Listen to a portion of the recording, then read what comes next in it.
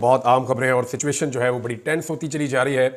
अब जब मैं ये वीलॉग कर रहा हूँ तो इससे जो अगला वीलॉग होगा तो वो उस वक्त होगा जब एहतजाज शुरू हो चुका होगा, क्योंकि अब चंद घंटे बाकी हैं और सुबह से एहतजाज का आगाज़ हो जाएगा।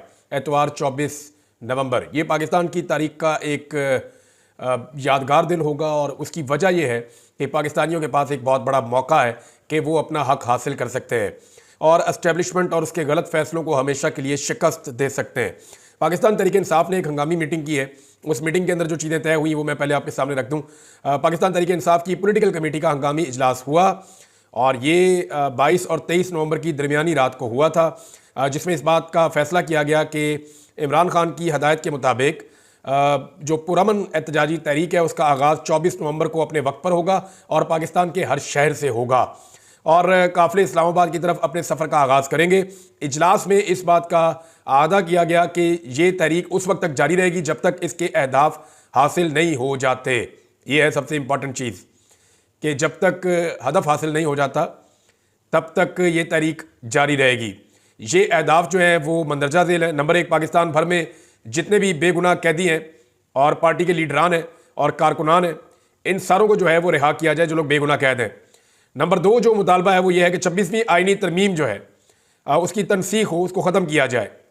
तीसरा मुतालबा जो है वो बहुत इंपॉर्टेंट है कि 8 फरवरी के इलेक्शन के जो हकीकी मैंडेट है उसको बहाल किया जाए और इसके अलावा पॉलिटिकल कमेटी ने मुल्क की बिगड़ती हुई माशी सूरत हाल और दहशतगर्दी के बढ़ते हुए वाक़यात का नोटिस भी लिया और मामलात को फौरी हल करने के ज़ुमरे में हुकूमती बेहिसी और बेबसी को शदीद तनकीद का निशाना बनाया। पॉलिटिकल कमेटी ने पाकिस्तान तहरीक इंसाफ के कारकुनान और मुख्तलिफ शोबों से ताल्लुक़ रखने वाले अवाम से अपील की है कि वो पुरअमन एहतजाज में जोक दर जोक शिरकत करके उसे कामयाब बनाएं ताकि पाकिस्तान में आइन और कानून के मुताबिक जमहूरी दौर का आगाज़ हो सके, रियासत के अवाम का एतमाद बहाल हो और एक बेहतर मुस्तकबिल की नवीद सुनाई जा सके। बेहतर मुस्तकबिल की उम्मीद तो आपको तब होगी ना जब लोगों का ट्रस्ट वापस आएगा। लोगों को मौजूदा हुकूमत के ऊपर, सिस्टम के ऊपर यकीन ही नहीं है।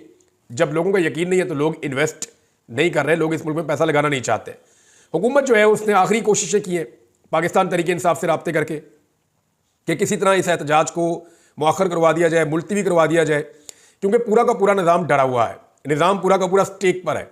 उसकी एक वजह तो ये भी है कि सब ये जानते हैं कि मामला उतना आसान नहीं है, इदारों के अंदर भी बड़ी बेचैनी है और ये खबरें हमें मिल रही हैं। ऊपर ऊपर से जो चीज़ें आपको दिखाई दे रही हैं ऐसे नहीं है, अंदर बड़ी हलचल है, इदारों में भी बड़ी बेचैनी है। ऊपर से पुरसकून और मुस्कुराते हुए चेहरे जो आपको नज़र आ रहे हैं, इनके अंदर बड़े दुख हैं, बड़े प्रॉब्लम्स हैं जिनको ये फेस कर रहे हैं और वो ये जानते हैं कि इंटरनेशनल प्रेशर एक लेवल से ज़्यादा बढ़ गया है।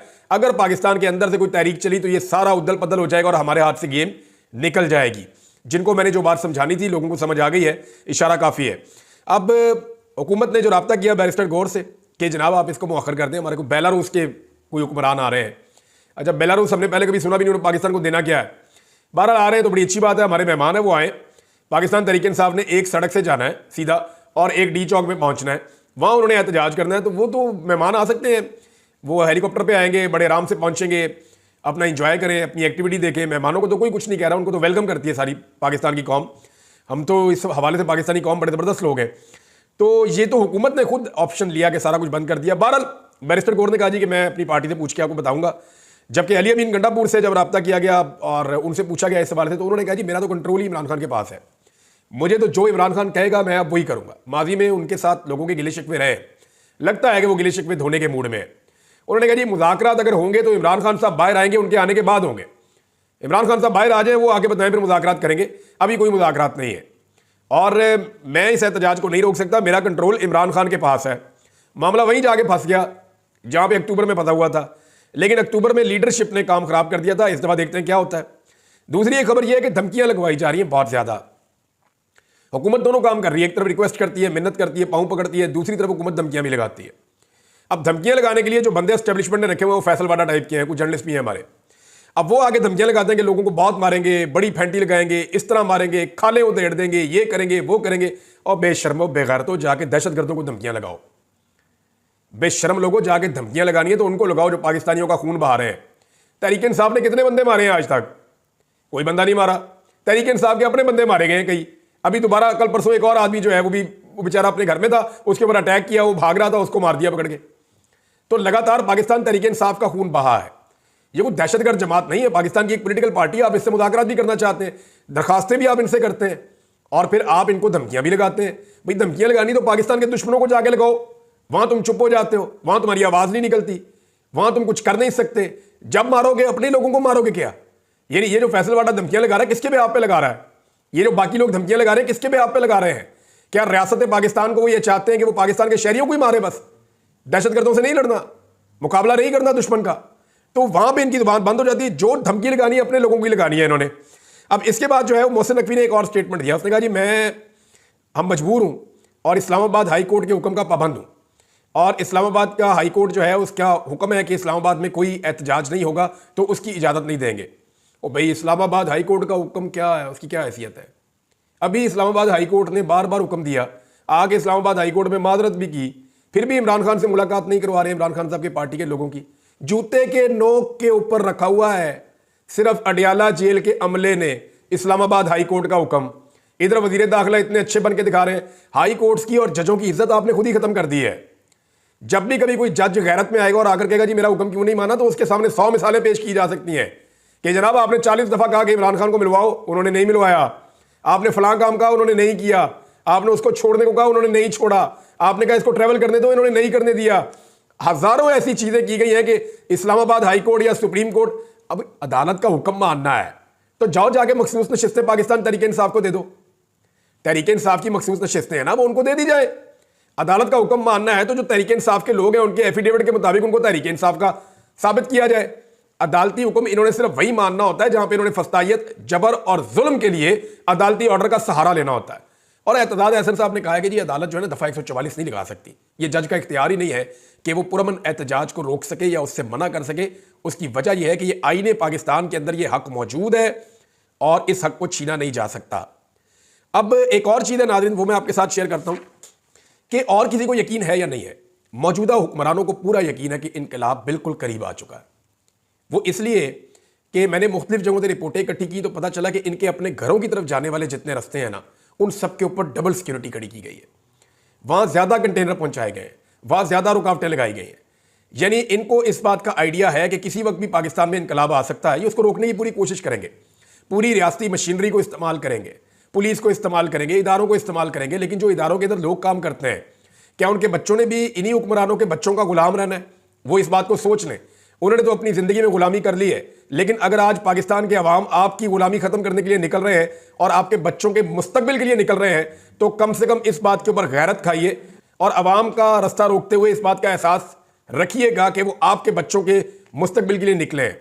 मुझे अच्छी तरह एक बात याद है, मुझे वो उठाकर ले गए ना ये एंटी करप्शन वाले, मुंह पे कपड़ा डाल के रात को। वहां जाके इनका कोई सीनियर ऑफिसर था, वो आ गया, डायरेक्टर था, वहां मुझे बांध के बैठाया हुआ था। वो मुझे आकर कहता है कि इमरान भी अपने बच्चों का सोचे। मैंने कहा मैं तो तेरे बच्चों का भी सोच रहा हूं भाई, मैं सिर्फ अपने बच्चों का तो नहीं सोच रहा। तो वो बंदा चुप हो गया। फिर उसने मुझे कहा कि यार हम आपको डिजर्व नहीं करते, हम लोग बड़े बुरे लोग हैं। मैं बाहर से बड़े ख्वाब देख कर आया था इस मुल्क में कि मैं तब्दीली लेकर आऊँगा, मैं सरकारी नौकरी करूँगा, इंसाफ करूँगा, और हमने कुछ भी नहीं किया। इमरान भाई सीरियसली हमने इस मुल्क को बर्बाद कर दिया। ये उस बंदे ने मुझे बात की थी। बहरहाल इनको पूरा यकीन है कि इनकलाब दस्तक दे रहा है और बहुत करीब पहुंच गया है। उसे कुचलने के लिए पूरी रियासती मशीनरी और वसाइल लगा रहे हैं। इतने डरे हुए हैं कि अपने घरों की तरफ आने वाले रास्ते सबसे ज्यादा इन्होंने बंद किए हुए, पूरा बंदोबस्त वहां लगाया हुआ है। ये जो मैच है ना इस वक्त 24 नवंबर वाला, ये मैच इमरान खान बगैर डरे खेल रहा है। इमरान खान एक बात करते हैं ना कि जो टीम हार के डर से मैदान में उतरती है वो जीत नहीं सकती, और ये टीम जो है वो हार के डर से मैदान में उतर रही है। हुकूमती टीम इस वक्त हारने से डर रही है और उनका बंदोबस्त ये बता रहा है। तो डरी हुई टीम जीत नहीं सकती। इमरान खान के पास खोने के लिए है कुछ नहीं। दो स्टेटमेंट आपके सामने रखता हूं, आपको आइडिया हो जाएगा। इन दोनों को आप जोड़कर देखिए, आपको आइडिया हो जाएगा उसके दिमाग में क्या चल रहा है। इमरान खान ने एक स्टेटमेंट दिया कि या तो मैं मारा जाऊंगा या जीत जाऊंगा। इसका मतलब है उसने अपना सारा कुछ दांव पे लगा दिया। इमरान खान के पास और कुछ दांव के ऊपर लगाने के लिए नहीं है। उसने अपनी जान भी दांव पे लगा दी है कि या तो मैं मारा जाऊंगा या जीत जाऊंगा। दूसरा स्टेटमेंट उसने कहा था कि मेरी आजादी का फैसला पाकिस्तान में होगा। यानी इमरान खान ने अपना सारा कुछ दांव पर लगाकर पाकिस्तान के अवाम के साथ अपनी उम्मीदें बांध ली हैं कि जब मैंने तो अपना सारा कुछ दांव पे लगा दिया, मैंने अपने हिस्से की मार भी खा ली, बल्कि ज्यादा मार खाई है, लेकिन मैंने भरोसा अल्लाह रब्बुल इज्जत के बाद अपनी अवाम के ऊपर किया हुआ है। वो बाहर किसी को नहीं कह रहा मुझे छुड़ाओ, कोई डील नहीं कर रहा, किसी से राब्ता नहीं कर रहा। वो एक ही बात कर रहा है कि मेरी पब्लिक फैसला करेगी, ये बंद कमरों के फैसले नहीं होंगे। तो अब अवाम के ऊपर डिपेंड करता है कि एक आदमी जिसने अवाम के लिए कुर्बानी दी है, क्या अवाम उसे अकेला छोड़ देंगे? मुझे ऐसा नहीं लगता, क्योंकि हुकूमत की जिस किस्म की टांगें कांप रही हैं या जैसी वो हरकतें कर रहे हैं, उससे तो ऐसा लगता है कि हुकूमत को इस बात का आइडिया है कि अवामी सैलाब आ रहा है। दूसरा एक और बड़ी इंपॉर्टेंट चीज़ है, मैं आपको मिसाल देकर समझा देता हूँ। हम जब क्रिकेट खेलते थे ना, तो खिलाड़ियों को लेने के लिए जाते थे, एक दो लड़के ऐसे थे जो सुबह सुबह सोते हुए बन जाते थे, उनको उठाते रहो, दरवाजा खटखटाते रहो, दरवाजा ही नहीं खोलते थे। एक दिन हमने क्या किया कि बाहर से ताला लगा दिया, वो अंदर से दरवाजा नहीं खोल रहे थे, हम बाहर से ताला लगा के चले गए। उसके बाद उन्होंने दोबारा कभी ऐसी हरकत नहीं की। तो यहां पे हुकूमत ने अंदर से कुंडी लगा दी है इस्लामाबाद को सारा बंद करके ना, और इनको ये नहीं पता, इन्होंने इस्लामाबाद और लाहौर को बंद करके अंदर से ताला लगा दिया है या कुंडी लगा दी है। तो लाहौर के अंदर 1 मिलियन से ज्यादा वोट पड़ा है पाकिस्तान तहरीक इंसाफ को। अगर लोग लाहौर के अंदर निकल आए तो आपको भागने का रास्ता भी नहीं मिलेगा, जो आपने ब्लॉकेज लगाए हुए हैं। इसी तरह इस्लामाबाद के अंदर आपने 30-35 हजार बंदा इकट्ठा किया, पुलिस वाला ज्यादा से ज्यादा 3 लाख तो वोट पड़ा है पाकिस्तान तहरीक इंसाफ को, और तहरीक इंसाफ के वर्कर बड़ी तादाद में इस्लामाबाद में पहुंचे भी हुए हैं। उन्होंने कॉल दे दी है कि वो 0 पॉइंट से शुरू हो जाएंगे अपना एहतजाज करने के लिए, डी चौक की तरफ वो जाएंगे। तो अब जनाब हुकूमत ने अंदर से कुंडी लगा दी इस्लामाबाद के, अगर पाकिस्तान तहरीक इंसाफ बाहर से कुंडी लगा दे और आकर बाहर बैठ जाए तो इस हुकूमत के साथ क्या होगा? जो होगा वो मैं आपको बताता हूं, लेकिन पहले आप वजीर खजाना का स्टेटमेंट देखें। पाकिस्तान का वजीर खजाना, जिसका ताल्लुक किसी पॉलिटिकल पार्टी से नहीं है, नून लीग ने उसको सेनेटर बनाया, एस्टेब्लिशमेंट का वो आदमी है, उसने बताया कि एक दिन का अगर एहतजाज होता है और शहर बंद होते हैं तो उसका नुकसान 190 अरब रुपए होता है। 190 अरब रुपए का नुकसान होता है एक दिन अगर शहर बंद हो जाए। ये बंदिश पाकिस्तान तहरीक इंसाफ ने नहीं की। तहरीक इंसाफ ने एहतजाज करना था डी चौक में, आप पारा मार्केट खुली होती, कोई फर्क नहीं पड़ता, बाकी सारे जितने मरकज हैं वो खुले होते, पूरा रावलपिंडी खुला होता, पूरा लाहौर खुला होता, लोग अपना काम कर रहे होते। तो पाकिस्तान तहरीक इंसाफ ने को पहिया जाम या हड़ताल की कॉल तो नहीं दी थी ना, उन्होंने तो इस्लामाबाद में एहतजाज की कॉल दी थी। इस्लामाबाद को, लाहौर को और बाकी शहरों को, पूरे पाकिस्तान को बंद किसने किया? सारे पाकिस्तान को बंद किया इस वक्त मौजूदा हुकूमत ने। तो 190 अरब रुपए रोजाना का जो नुकसान है वो कौन कर रहा है? हुकूमत खुद कर रही है, क्योंकि हुकूमत ने अपनी चॉइस के तहत पूरे पाकिस्तान को बंद कर दिया है। अब वो ये कहते हैं कि जीडीपी को मिला लें, टैक्स को मिला लें, जो एक्सपोर्ट्स हैं उनको मिला लें, अगर सारी चीज़ों को इकट्ठा करें तो हम आपको बिल्कुल दुरुस्त तखमीना बता रहे हैं, आदाद शुमार के मुताबिक ये 190 अरब रुपए रोजाना का नुकसान बनता है, और ये नुकसान 1-2 दिन से ज़्यादा बर्दाश्त नहीं कर सकता पाकिस्तान, ये उन्होंने कहा। अब हुकूमत ने अंदर से कुंडी लगाई हुई है, अगर पीटीआई बाहर से कुंडी लगा के बैठ जाए हम अंदर आते ही नहीं है, आप खुद ही ये रुकावटें हटाएंगे, कंटेनर हटाएंगे, इन खंदकों को आप भरेंगे तो हम आएंगे, आके अपना एहतजाज करेंगे, अदरवाइज हम यहाँ बैठे हैं, आप फिर बंद रखें पाकिस्तान को। अब ये तो हुकूमत की चॉइस है ना कि वो लोगों को पुरअमन एहतजाज करने का हक देती है जो आईने पाकिस्तान के अंदर लिखा हुआ है, या नहीं देती। अगर हुकूमत आईने पाकिस्तान के अंदर लिखा हुआ पुरअमन एहतजाज अवाम को नहीं करने देती तो फिर हुकूमत जिम्मेदार है कि रोजाना 190 अरब रुपए का नुकसान हो रहा है, और ये पाकिस्तान, इसका खुमियाजा पाकिस्तान भुगतेगा। फॉर गॉड से हुकूमत को समझना चाहिए, इस बात को अंडरस्टैंड करना चाहिए कि इससे वो निकालेंगे क्या, इससे तो काम और खराब करेंगे वो। देखिए एक चीज बड़ी क्लियर है कि इस दफा अगर ये माफिया बच गया ना तो फिर इनको एक दफा फिर ऑक्सीजन मिल जाएगी, और फिर ये पाकिस्तान के फैसले बंद कमरों में करते रहेंगे, अवाम की राय के खिलाफ करते रहेंगे। यहाँ पे मईशत भी खराब होती रहेगी, महंगाई भी बढ़ती रहेगी, दहशतगर्दी भी बढ़ती रहेगी, करप्शन और लूटमार बढ़ती रहेगी, जबर और फस्तायत जो है वो इसी तरह जारी रहेगा। चंद खानदानों की हुक्मरानी है, वो पहले भी चल रही है, आइंदा भी चलेगी। अब हम अपने बचपन से ये चीज़ें देख रहे हैं, हमारे बड़ों ने इनके खिलाफ लड़ाई नहीं की, इन माफियात के खिलाफ, और अगर हम भी ये लड़ाई अपने बच्चों के लिए छोड़ जाएंगे तो कल उनको लड़नी पड़ेगी। लेकिन इस लड़ाई में इनको शिकस्त होनी है एक दिन, आज हो जाए, 10 साल 20 साल बाद हो जाए, लेकिन इन्होंने इस लड़ाई को हारना है एक दिन, इनको सरेंडर करना पड़ेगा एक दिन। तो इस माफिया से अगर आप लड़ लेंगे तो आपके बच्चों को नहीं लड़ना पड़ेगा, और अगर आप नहीं लड़ेंगे तो जिस तरह आपके बड़े आपके लिए लड़ाई छोड़ गए हैं, कल आप अपने बच्चों के लिए इस लड़ाई को छोड़कर चले जाएंगे। हुकूमत इतनी बुखलाई हुई है, नाजरीन के रास्ते बंद किए हुए और एम्बुलेंसें उसके अंदर फंसी हुई हैं। जेलम में रिपोर्ट हुआ कि एक शख्स जो है वो जा रहा था एम्बुलेंस के अंदर, उसको मरीज को लेकर जा रहे थे उसके लवाकिन, और फिर वो वहाँ पे जाम बहक हो गया, बाद में रास्ता फिर भी नहीं दिया तो वो हाथों के ऊपर उठा के उसकी लाश वहाँ से उसके लवाकिन लेकर गए। एक बच्ची का वालिद जो है वो मिन्नतें करता रहा बड़ी देर तक कि आप रास्ता खोल दें, मुझे अपनी बेटी को हॉस्पिटल लेकर जाना है, लेकिन उस बच्ची को अस्पताल नहीं जाने दिया गया। वो बच्ची भी वहाँ इंतकाल कर गई, उसका बाप उसकी लाश गोद में उठाकर लेकर जा रहा था। पाकिस्तानी मीडिया ने नाच नाच के बेशर्मी के घुंघरू तोड़ देने थे अगर ये काम किसी और जगह पर हुआ होता तो, क्योंकि ये मरियम नवाज की हुकूमत कर रही है, क्योंकि ये शहबाज शरीफ की हुकूमत कर रही है, और ये लोग मीडिया का पेट भरते हैं, मीडिया को पैसा देते हैं, लिहाजा मीडिया कुछ बोलने के लिए तैयार ही नहीं है। बेशर्मी की इंतहा है। बुशरा बीबी के हवाले से नादरीन ने जिस बंदे ने पर्चा करवाया था ना बुशरा बीबी पे, वो खुद क्रिमिनल निकला है। मैं आपको जरा थोड़ा सा रिकॉर्ड बता देता हूँ कि जब शहीद अरशद शरीफ पे पर्चे हुए ना तो उन्होंने तहकीकात की थी, मेरे ऊपर हुए, उन पे हुए, साबिर शाकिर पे हुए और सभी इब्राहिम साहब पे, हम 4 लोगों पे पहले पर्चे हुए थे।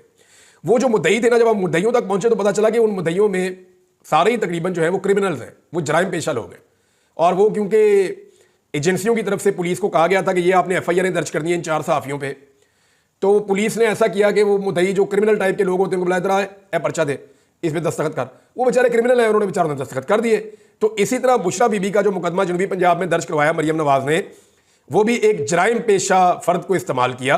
गुलाम यासीन के खिलाफ मुख्तलिफ थानों में मुकदमा दर्ज हैं, ये सजा याफ्ता भी है, और जिस थाने में इसने मुकदमा दर्ज करवाया इसी थाने में भी ये मुलजिम रह चुका है और इसे सजा भी हो चुकी है।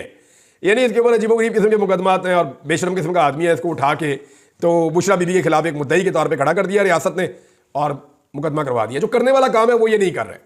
यानी इस वक्त ज़िला करम के अंदर सूरत हाल इतनी ख़राब है कि मज़ीद 20 के करीब लोग वहाँ पे जांबक हो गए। यानी पहले जो कुछ हुआ रास्ते में, जो एक टारगेट किलिंग हुई, दहशतगर्दी का वाक़या हुआ, 45 लोग वहाँ पे जान से गए।